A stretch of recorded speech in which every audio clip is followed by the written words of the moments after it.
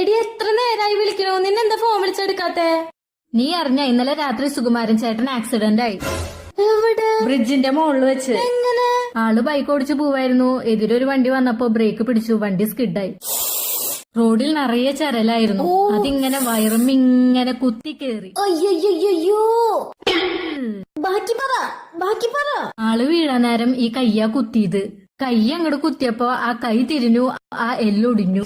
അയ്യോ, എന്തടി എന്നിട്ട് പറ, നീ ബാക്കി പറ.